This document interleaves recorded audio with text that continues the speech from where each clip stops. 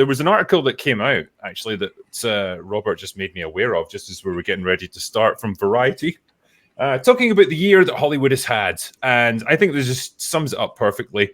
I'll just read you a few lines from it. I won't bore you with the whole thing, but the title is Strikes, Box Office Bombs, and Huge Leadership Vacuum.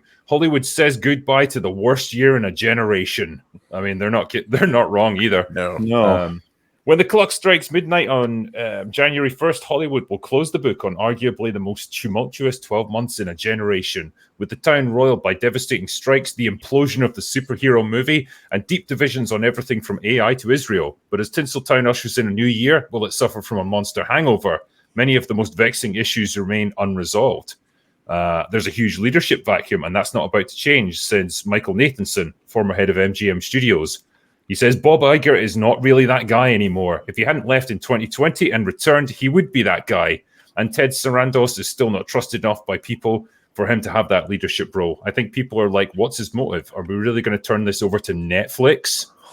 Yeah, I mean, he's not wrong. Bob Iger has proven that he is not the guy, and he certainly hasn't been since he came back. And man, yeah, looking back over this whole year on 2023, it has been a nightmare year for Hollywood. And I don't know if 2024 is going to get any better either. Wow. It's unlike anything that we've seen. I mean, the whole generational thing, like worse than the generation, that sounds like, it makes it sound so bad. But I guess when you look at it, data, I mean, it's not incorrect, I guess. And I find it funny. This is a little bit of a side note, but it kind of ties into it.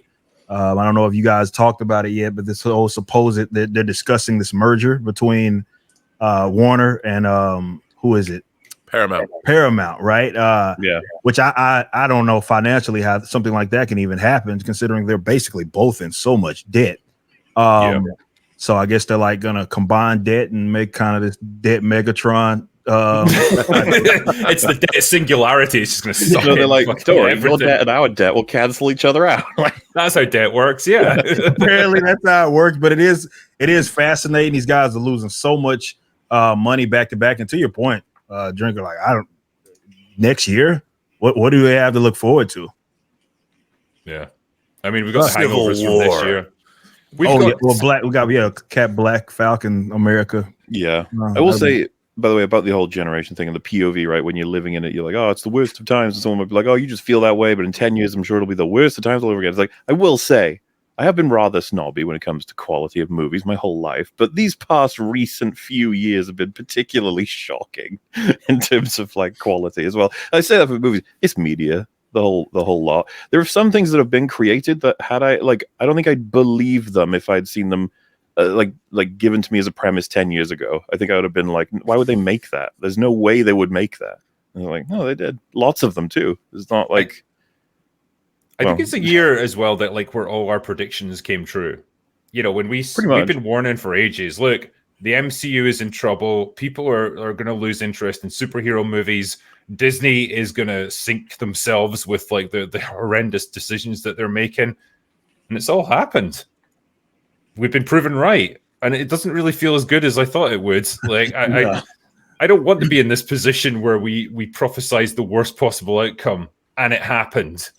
But that feels like that's where we're at. I think one of the craziest elements of the predictions is that all of us didn't guess how low Captain Marvel's box office would be, even though we were the people to come to for the lowest guesses.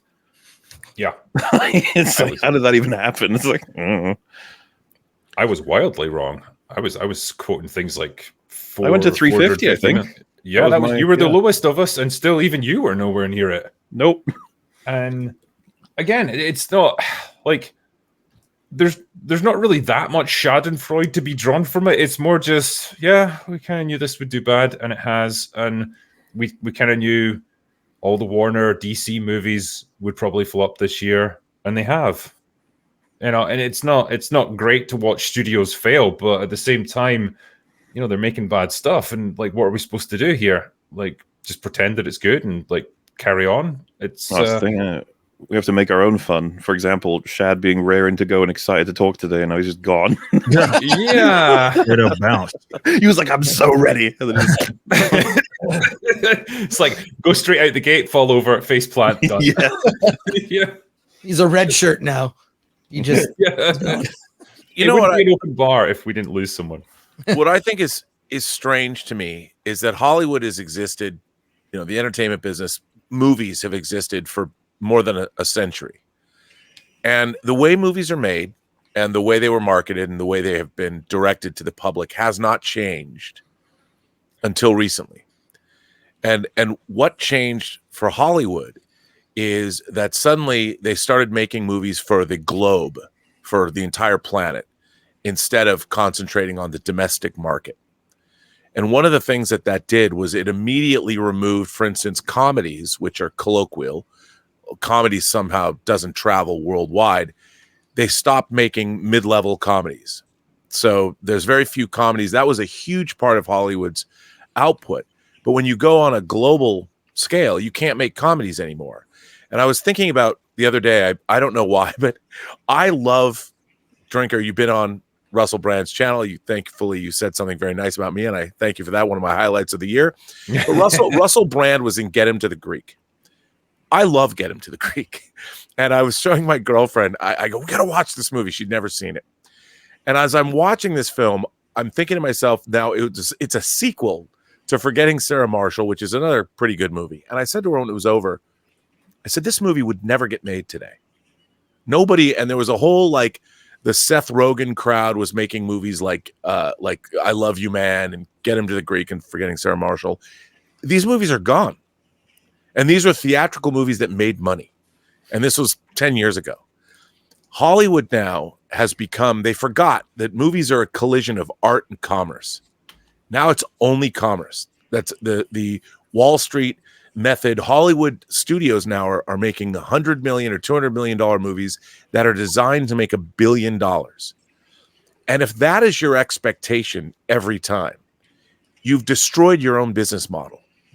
And I think that's what we're facing, is that you have an industry that was working that is no longer working because they have bought into a different business model that you can't apply to movie making, but they tried to do it.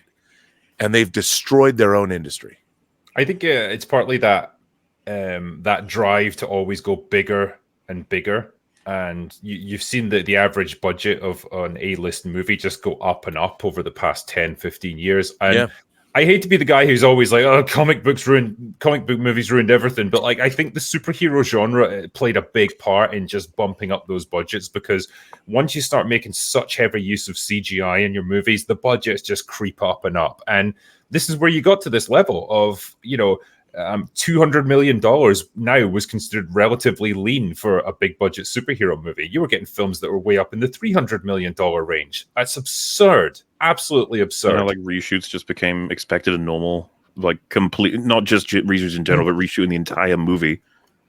Yeah, I mean, it's all of the stuff that goes with a huge investment of money like that, because you don't want to take risks when you've got $300 million on the line. You're going to play it safe. I mean, Indiana Jones 5 was probably the ultimate example of that. I know it's not a comic book movie, but it's built around the same formula of like, it's got to have loads of CGI. It's got to have loads of action sequences that weren't done with practical effects. It's all got to have this stuff that just adds to the bloat of the budget.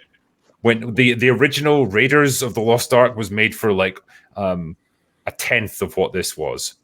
It's insane. I don't know, it was man. Never going to work. I think that it's a combination of kind of the two concepts, because while yes, they're spending all of this money and the content's also bad, I wonder where the money's going, because you'll get these huge discrepancies between movies that are heavily like either using some form of computer graphics that doesn't cost that much, so my question is, yeah, that's where a lot of the money is going to go is VFX. But when you see something like, let's say, a Mario costs significantly less, even though it doesn't look worse than what was that movie with Chris Evans that failed? Lightyear. Lightyear, yeah. Lightyear, right? But Lightyear. It's half the cost, though, right? It's half the cost. Or even, maybe you could throw in the Godzillas of the world, and it's like it's half the cost. So I also wonder if it's funny money, you know what I mean? But they're doing themselves in, but I'm really No, I think you're right. Yeah, I've got Honestly, this like when you do if you did a detailed audit of what's actually this money is spent on an average movie, I think it'd be fascinating to see where the money actually goes, because it cannot all be on VFX, especially how they seem to be getting worse and worse as we go. And films like Godzilla -1 proved that you can make a movie that's effects heavy. Yeah, I know they use a lot of models and practical effects and stuff, but there's a lot of CGI in that as well, and it looks for the most part really good. And it cost less than $15 million. It's starting to look really sus. And I've wondered the same thing, Eric, because you see those huge budgets and then some of the quality is dog crap. One of the things that really started to make you question was the Wheel of Time TV show adaptation. The sets look cheap. And I'm like, didn't this have like a massive budget? Amazon is behind it. Where is all the money going? And then I was like, I wonder if the showrunners and executive producers are just pocketing massive paychecks and not actually putting the money into production. Because how many executive producers were on Rings of Power? Wasn't there like an insane amount of just unnecessary kind of people that just seem to be jumping on? And of course, then you have those writing rooms that have like 10 writers on dog crap, like legitimate dog crap, like She-Hulk. And they have a massive writing room. And I'm like, what is it? Just a massive room of idiots? Like, how could a group of people come up with something that bad? You'd usually think more brains on a subject would improve the quality. Well, apparently not. And so I think they're just getting massive paychecks, and but hey, they got paid, so they don't give a crap. Well, that's one theory. I just want to say, when it comes to how money is actually spent on productions are actually very tightly run ships. And in terms of, there used to be ways that Hollywood producers could sock away, like the production of Die Hard 2 and Joel Silver and house renovations and things like that. But nowadays, every penny is accounted for. But the problem is that now, like on a Marvel film, when you're shooting everything against green screen or there's green screen, it means every single shot in a movie becomes an effect shot. And then that's farmed out to an effects house that has overhead. And the effects house is employing people. So the effects that you're getting are incredibly expensive. There, you're employing, if you look at the credits, like thousands of people. So there's tremendous overhead because everyone's working in a vacuum now. And the thing about Godzilla, I think what's really interesting about Godzilla -1 is you have a very tightly run company. And our director of that film, he started out as an effects guy. He directed movies like The Returner. He directed the space battleship Yamato, aka Star Blazers, live action feature film. He understands how effects are done, the same way that Peter Jackson understood how effects were done when they were making Lord of the Rings. So you had filmmakers that really understand how effects are employed and used. Nowadays, directors don't know F all about effects. They don't know anything about setting up shots. And I shouldn't say that's not true of everyone, but for the most part, studio product is employing people like the director of the Marvels had no effects background. None. What background at all did she have? Did she have an extensive experience in filmmaking? Period. Fan fiction. Yeah, she did fan fiction. She did the Candyman reboot, and like everyone's favorite. Yeah, I mean, everyone loved that. But it's like a low-budget horror movie. To go from that to a big-budget, effects-heavy movie, it was the same with Chloe Zhao when she had to do The Eternals. She had done low-budget indie films, and then suddenly she's helming like a $250 million ensemble cast action blockbuster. How are you possibly going to do that? And Gary said it right. Directors are not hired anymore. They're cast. They're just there to fill a role, like the actors. True. It's all part of a bigger machine. And so most of the time, they're probably not even aware of what they're doing. I mean, Nia DaCosta said it herself about the Marvels. We were doing shots, and I didn't even know what the fuck it was or what it was supposed to be for. You should not have a director making statements like that. This is not how films are supposed to get made.